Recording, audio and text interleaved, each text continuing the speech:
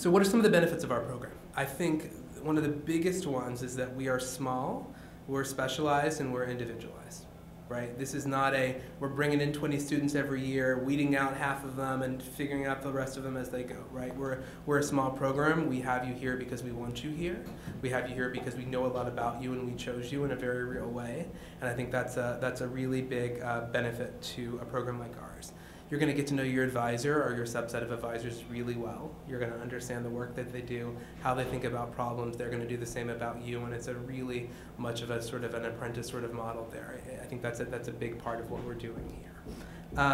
And you're going to get individualized attention not just from your 1 or 2 faculty members, but from that you're working with, but from the larger school, right? And we really do pay attention to what our Ph.D. students are doing, how they're working out, how they're faring when they go out in the job market. As an example, our big public policy management conference, APAM, Association of Public Policy and Management, is next weekend, and our dean is going to talk about each of the 3 Ph.D. students that we have on the market at our big reception. And we're going to make it clear that these are the students who are there and these who we have. And this is how we promote them. And so I think that's a really nice benefit of a program like ours, is you really do get that sort of individualized attention in a really nice way.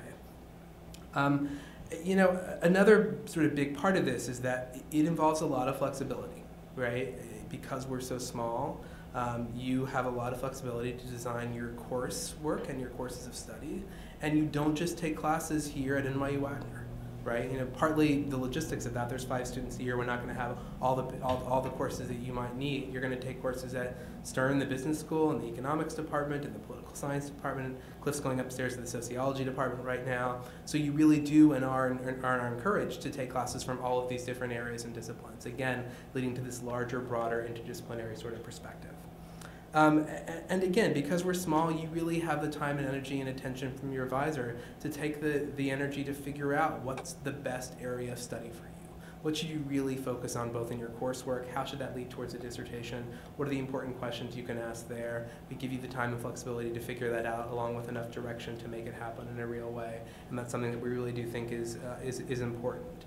And I think that this is important for your perspective as a student, but I think it also really bodes well for you once you're done here and you're out on the academic job market or other job market. Right? You really have built a niche. You're not just another student who does policy or another student who does management. We've given you the time and attention to really develop yourself into something that's going to be really attractive as you're going back on the market later.